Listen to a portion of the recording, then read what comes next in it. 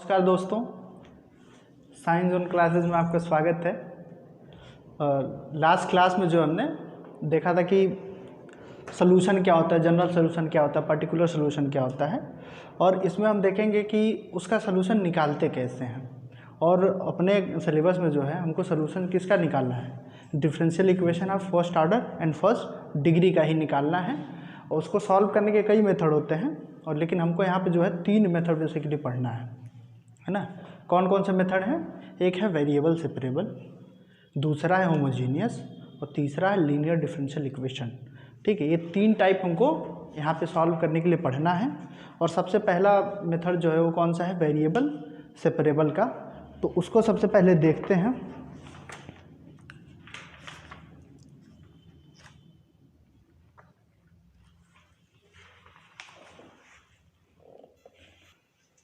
ठीक है, पहले कोई एग्जांपल बताइए ऐसा डिफरेंशियल इक्वेशन जो फर्स्ट ऑर्डर का हो और फर्स्ट डिग्री का हो।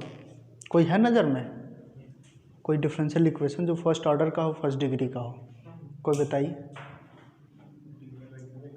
हाँ,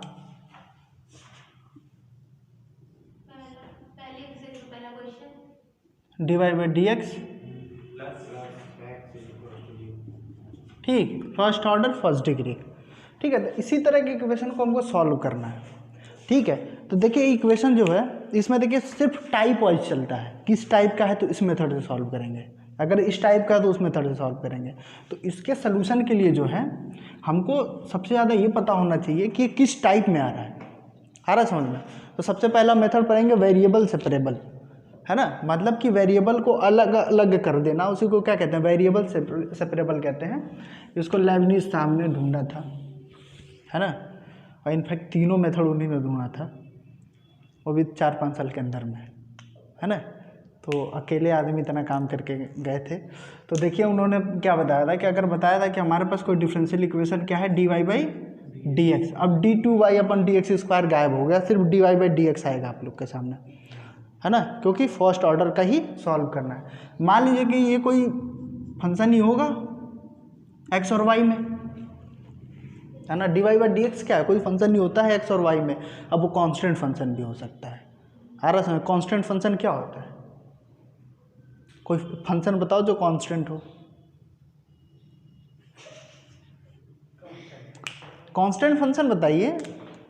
अरे भैया f x is equal to c, constant function भी हो सकता है, मतलब कोई नंबर भी हो सकता है।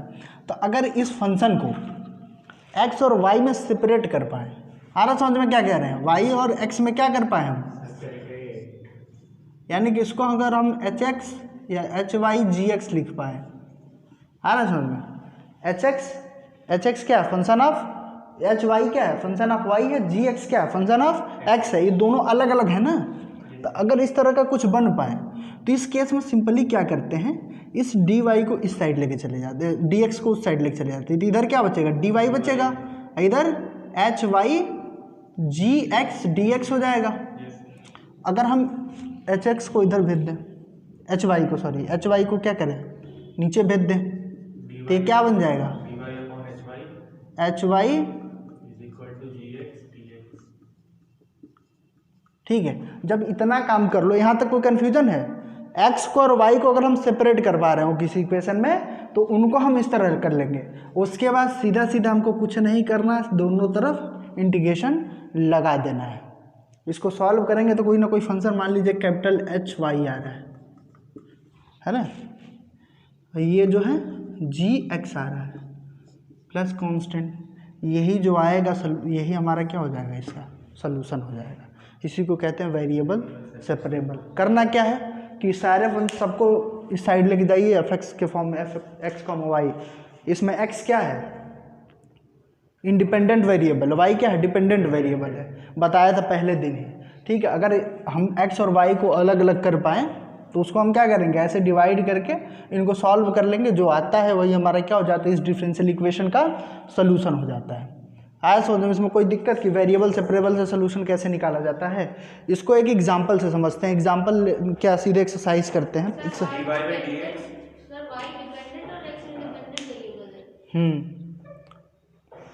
ठीक है, एक एग्जांपल ले लेते हैं। D Y by D x plus y ले लेते हैं ना, प्लस एक्स ले लेते हैं मन करे तो। नहीं ठीक है, थोड़ा देखिए क्वेश्चन में टेक्नोमेट्री लगानी है, मैं चाहता हूँ कि आप डायरेक्ट समझें इस चीज़ को।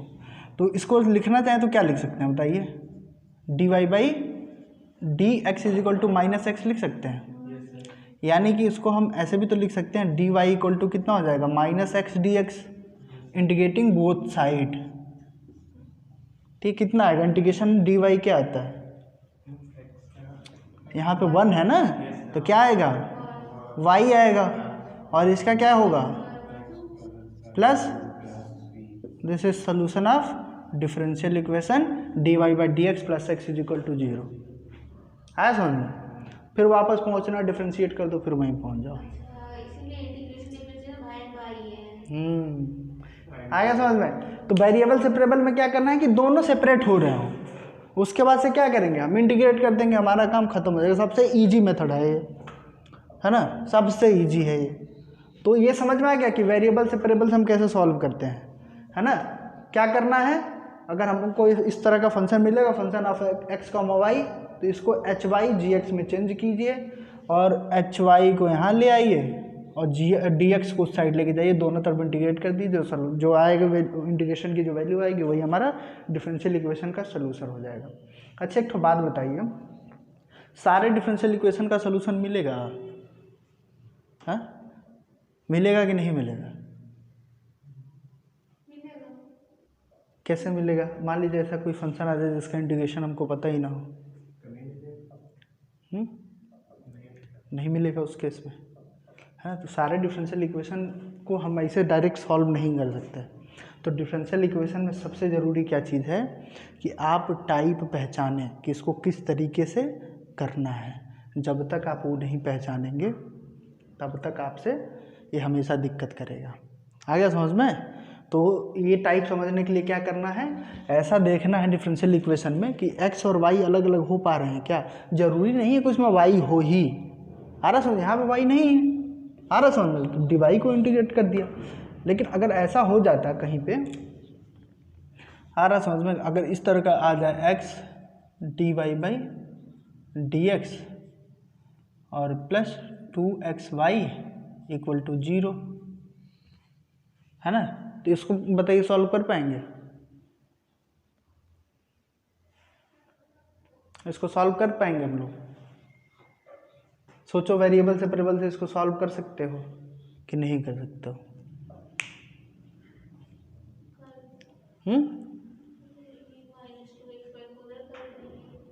अरे भाई कर सकते हैं, एक्स कॉमन कर लिया,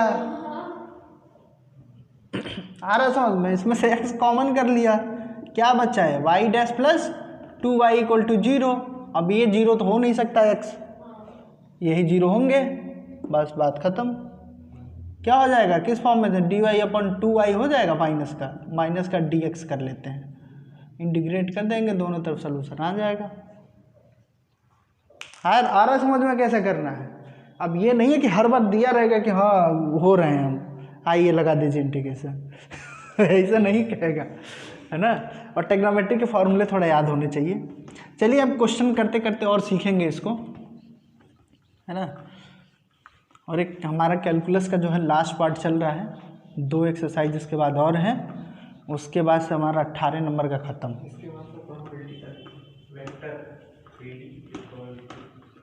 तीन चैप्टर है, तीनों बोल दो। हाँ, फिर हम वायरस से भी आगे निकल जाएंगे। एक तो पेन इसमें, एक तो इसमें, मुंह में लगा के तीनों सालों करवाएंगे।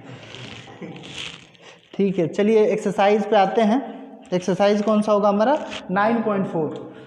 9.3 इस बार नहीं आ रहा तो इस बार नहीं करेंगे, अगली बार कर लेंगे। 9.4 कर रहे हैं। क्वेश्चन नंबर फर्स्ट क्या है इसका? D Y by D x is equal to D Y by D X, हाँ, is equal to 1 minus cos X, 1 minus cos x.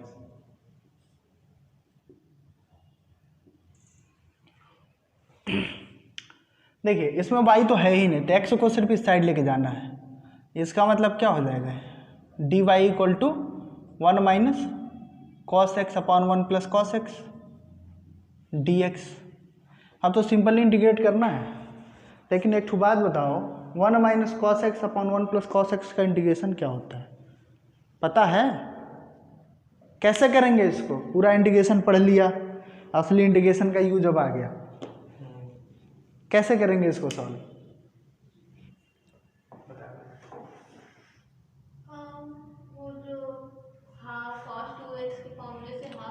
बिल्कुल सही, हमने एक फॉर्मूला पढ़ रखा है, cos 2x is equal to कितना होता है? 2x इज इक्वल टू कितना होता है? 2 cos स्क्वायर एक्स माइनस 1 या 1 माइनस 2 साइन स्क्वायर एक्स। इसमें देखिए अब इन दोनों का यूज करना है, लेकिन देखिए 1 ऊपर क्या है, प्लस का है, तो इसको अगर हम cos x को इस फॉर्म में cos के फॉर्म में चेंज करते हैं तो माइनस माइनस फिर प्लस हो जाएगा, तो 1 खत्म नहीं हो रहा है। लेकिन अगर हम cos x को साइन में चेंज करें तो क्या होगा, देखिए ये 1 माइनस और cos x को एंगल हाफ होता है तो cos x को क्या लिखेंगे, 1 minus 2 sine square x upon 2 करेंगे। अपॉन में क्या हो जाएगा, 1 खत्म करना है, कैसे करेंगे, और यहाँ पे प्लस है तो इस फॉर्म में चेंज कर दे, 2 cos square x by 2 minus 1, तो 1 to 1 कैंसिल हो जाएगा। ऐसा क्यों कर रहे हैं, समझ में आया? cos square x by 2 minus 1 d x, ये 1 to 1 कैंसिल हो जाएगा और ये माइनस माइनस मिलके प्लस हो जाएगा, तो कितना आ जाएगा ये, d y equal to 2 sine square x upon 2 cos square x upon 2 d x. कोई दिक्कत? 2 से 2 कैंसिल हो गया और sine square x by 2 upon cos square x by 2 को क्या लिख सकते हैं, tan स्क्वायर एक्स अपॉन 2 लिख सकते हैं। क्या हो जाएगा ये, tan स्क्वायर एक्स अपॉन 2। अब दोनों तरफ इंटीग्रेशन का साइन ले लो, D x.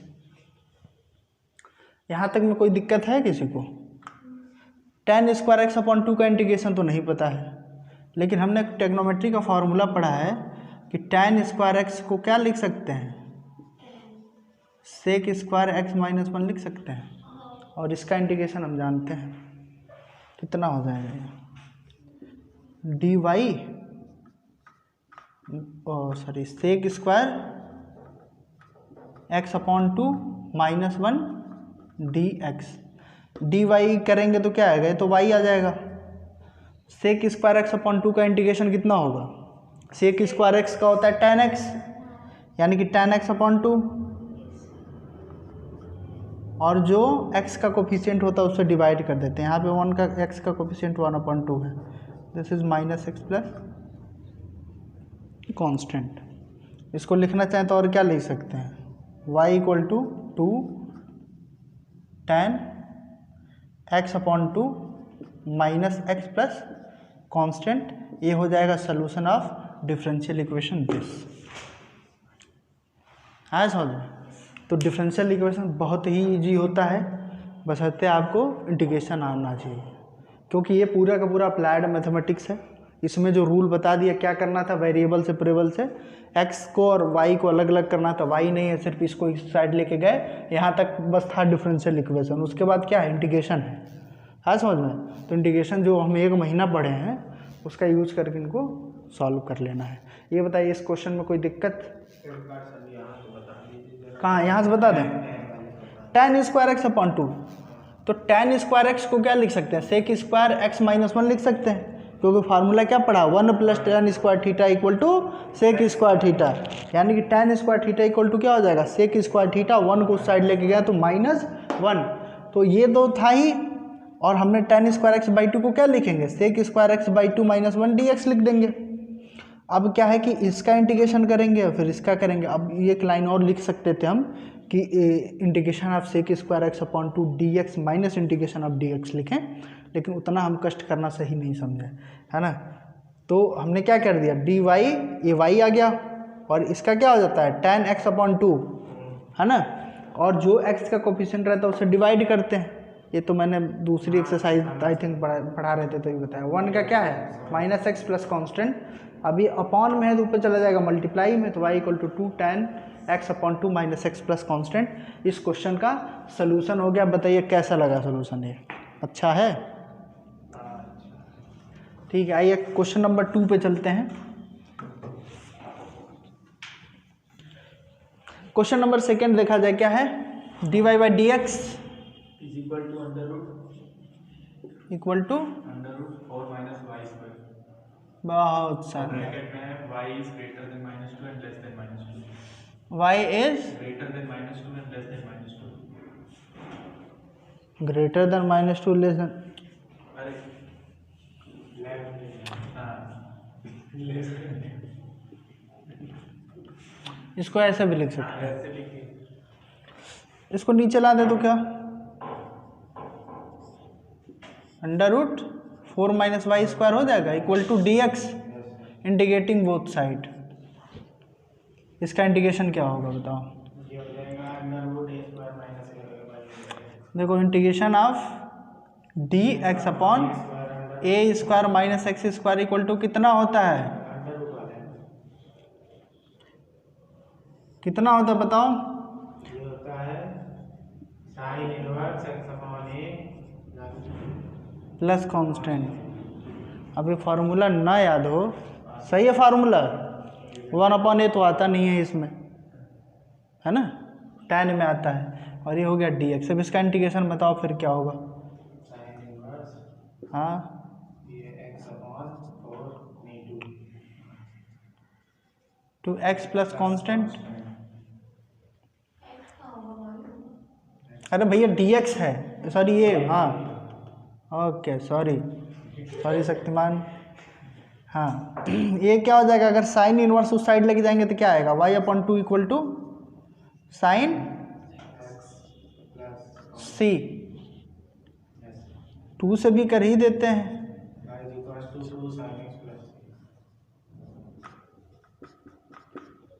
This is solution of question number 2। कोई दिक्कत? कुछ नहीं करना था, इंटीग्रेट कर दिया, बात खत्म हो गई, है ना। क्वेश्चन नंबर 3,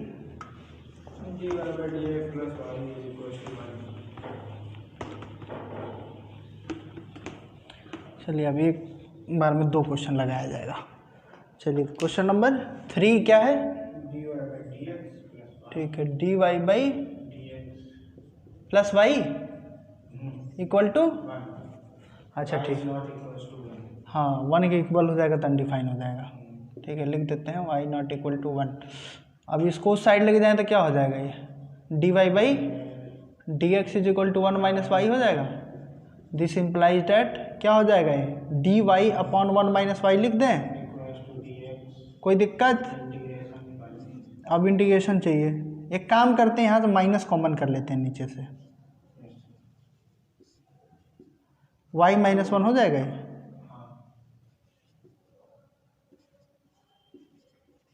इंटीग्रेट कर दीजिए, कितना आ जाएगा?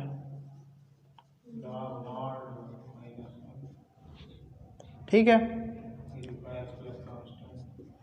log c ले लेते हैं,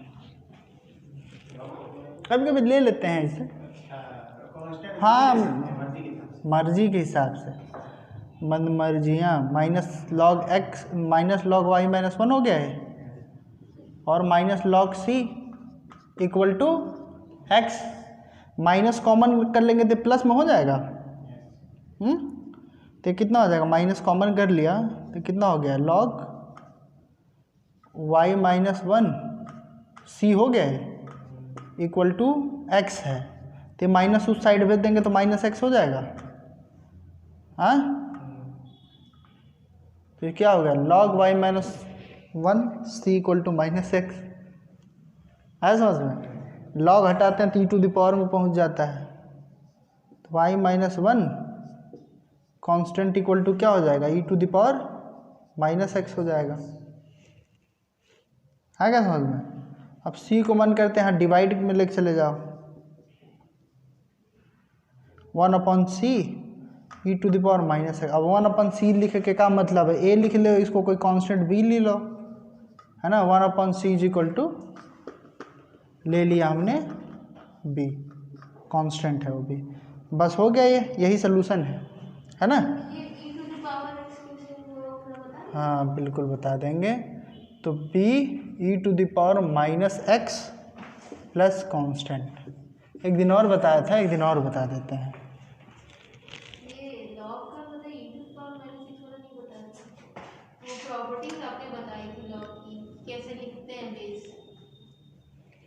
अब भैया वही तो किया, और क्या किया। लॉग 100 क्या ले 108 ले लेते हैं। log 8 बेस 2 = 3 होता है। अब log हटाया नहीं है कहीं, इसको चाहे तो क्या लिख सकते हैं, 2⁻³ लिख सकते हैं = 8, यही करते हैं ना। तो यहाँ पे क्या है, ध्यान से देखना, आखिरी बात बता रहे हैं। ये क्या है, y-1 बेस e है। फंक्शन के केस में क्या होता है, बेस e होता है, और ये है -x, यानी कि इसका मतलब क्या है, e⁻⁻x की वैल्यू कितनी है, y-1 रिलेट करो, बेस वही है, तो बेस e इस साइड जो रहता है पावर में आ जाता है, e⁻⁻x = y-1 × c बिता, तो c नहीं लिया है, समझ लो बस, आगे समझ में, इस तरह से लिखा है। तो उसको शॉर्ट फॉर्म में ये समझते हैं कि लॉग जब एक तरफ से हटता है तो दूसरा वाला e⁻ में चला जाएगा। क्यों चला जाता है ऐसा, क्योंकि इस फंक्शन के केस में क्या होता है, बेस हमेशा क्या होता है, e होता है। कोई दिक्कत हो गया ना, चलो ठीक है, बहुत अच्छे। तो ये हमारा सोल्यूशन आ गया, +1 है ना। अब +1 इस साइड ले आए, उस साइड ले जाएं। कई बार देखिए आपके साथ ऐसा होगा कि आपका आंसर मैच नहीं होगा, पीछे आंसर की सब मैच नहीं होगा, है ना। उसका भी रीज़न कभी बताएंगे, अभी नहीं बताएंगे, और आप धीरे धीरे खुद ही जान जाएंगे। तो हाँ बिल्कुल सही, ठीक। नेक्स्ट क्वेश्चन बताइए क्या है।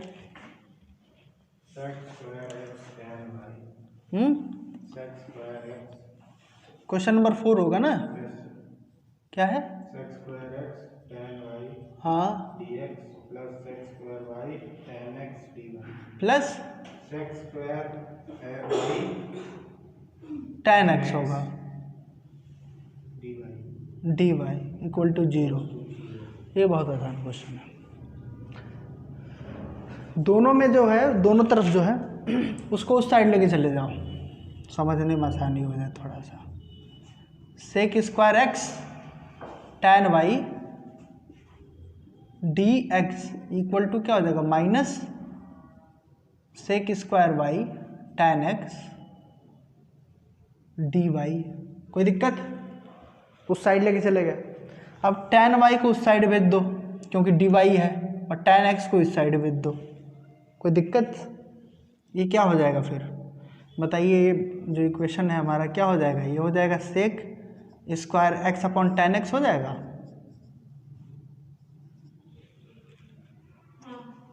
dx। और इधर आएंगे तो ये प्लस का हो जाएगा, और यहाँ पे क्या हो जाएगा, sec² y / tan y dy = 0। समझ में आया। और ऐसे न समझ में आया हो तो आप सीधे सीधे समझ लीजिए कि tan x tan y से हमने डिवाइड कर दिया। तो यहाँ पे tan x tan y से डिवाइड करेंगे तो tan y से tan y कैंसिल, नीचे क्या बचेगा, tan x बचेगा। यहाँ पे tan y tan x से किया था, कितना बचा, tan x से tan x cancel, tan y बचा। या दूसरे शब्दों में कहें तो इसको इधर ले गए, tan x को इधर ला दिया, tan y को उस साइड लेके चले गए। क्यों ऐसा किया, क्योंकि ये सेपरेट हो जाए। अब देखिए यहाँ पे जो भी हो x का है, यहाँ पे जो भी है y का है। आ गया समझ में। अब सीधे सीधे हमको क्या करना है, इंटीग्रेशन लगा देना है, लगा देते हैं। इंटीग्रेशन होगा कितना इसका, इंटीग्रेशन बताओ क्या करेंगे इसमें। tan x को t सपोज कर लें तो क्या हो जाएगा, sec² x dx = dt आएगा, sec² x dx आ रहा समझ में। यानी कि क्या आ जाएगा, dt/t हो जाएगा, तो इसका log t आएगा।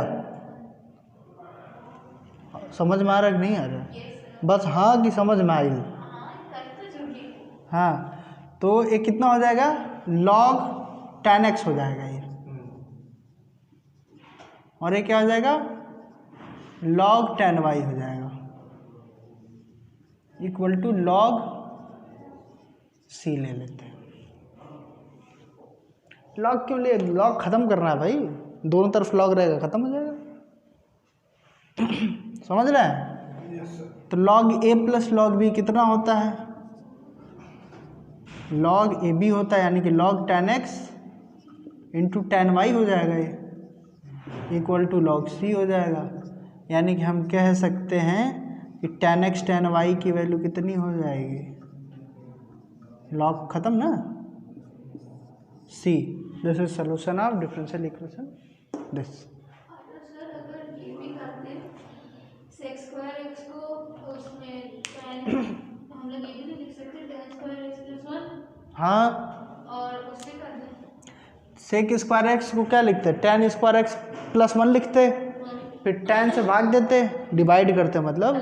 तो क्या होता है? tan x आता है एक ठो, और दूसरा क्या आता है? cot x आता है ना। तो tan x cot x को फिर क्या करते? उसका इंटीग्रेशन उसका इंटीग्रेशन याद है आपको।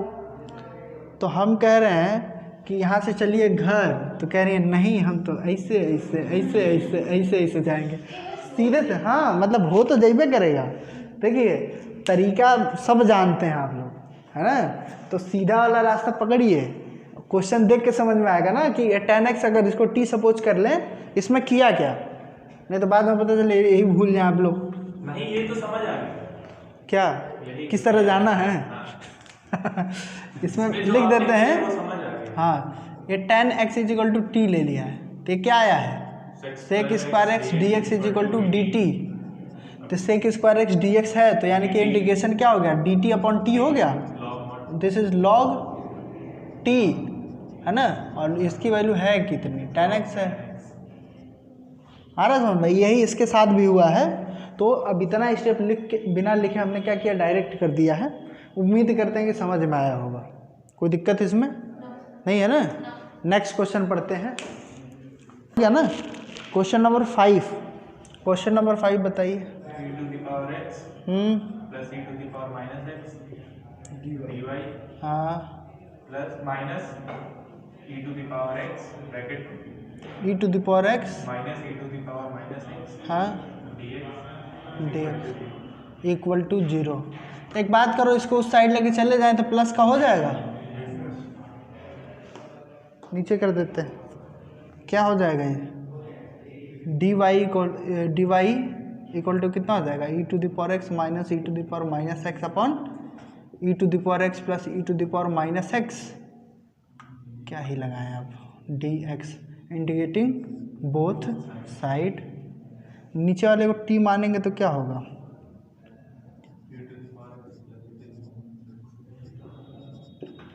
Minus x is equal to t. क्या आएगा? E to the power x minus e to the power minus x D x is equal to कितना होगा ये? समझ में आया? D T. dt upon t तो डी टी अपॉन टी हो जाएगा ना। log mod e to the power x plus e to the power d y equal to D t upon t. तो हम ये ना, अब ये समझ में आ गया ना कैसे होना है। तो अब हम डायरेक्ट लिख देते हैं इसका। आ गया समझ में? y is equal to y equal to log mod e to the power x plus e to the power minus x plus constant, ऐसे भी छोड़ सकते हैं।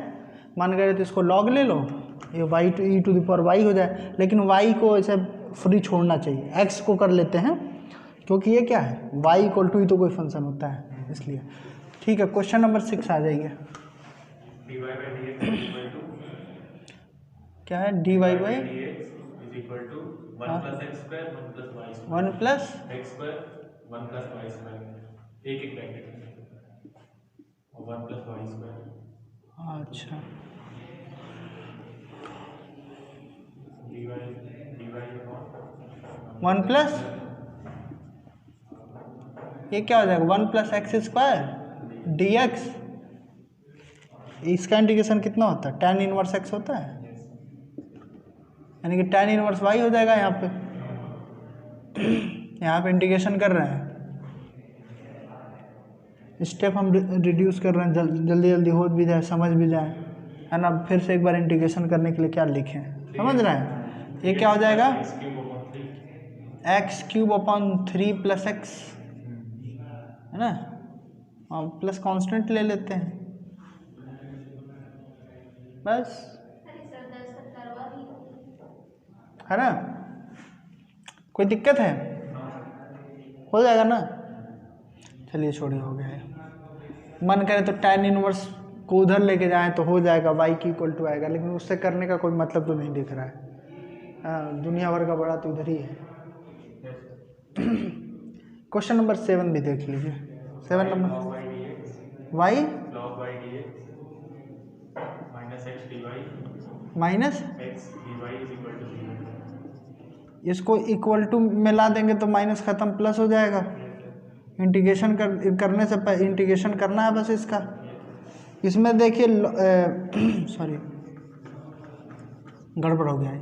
क्या है? y log y है ना, dx है, sorry minus x dy is equal to हाँ तो x dy कर देना। yes sir। अब देखिए, अब इनको इसके नहीं चले जाना है और x को इधर लाना, मतलब कि ये dy upon y log y। yes sir। इसका जो इंटीग्रेशन बता देगा, कल डेयरी मिल्क खिला देंगे उसको। क्या नाम है? x हो जाएगा ना ये। इसका इंटीग्रेशन जो बता देगा बिना सॉल्व किए उसको, नहीं तो आज समोसा खा सकता है कोई वीर बिना सॉल्व किए। हाँ पता है, ये फॉर्मूला है। क्या है? ये फॉर्मूला कहाँ हमने बता नहीं, दिया? आपने शॉर्ट फॉर्म लिखवाई थी। अच्छा, इंटीग्रेशन। क्या होता है हमसे फरदीन? अरे भैया, log y को t सपोज कर लेंगे तो 1/y dy equal to D T. तो 1/y यानी कि dy अपन y है ना इसमें, तो dt हो जाएगा 1/t। तो log में फिर आएगा ये कहा जी, log ऑफ log y आएगा equal to log x plus log c ले लेते हैं। क्या है, बेचारे को अलग छोड़ेंगे तो log x plus log c को log x c लिख सकते हैं। कोई दिक्कत? अब एक log है तो दोनों तरफ का log खत्म कर दिया, यानी कि log y इक्वल टू कितना आ रहा है, तो y की वैल्यू कितनी आ जाएगी?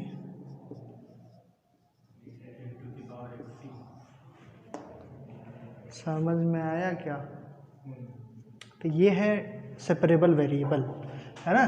तो इसके क्वेश्चन, बाकी क्वेश्चन नेक्स्ट क्लास में करते हैं फिर, है ना? अच्छा है, इजी चैप्टर है। ठीक है, थैंक यू।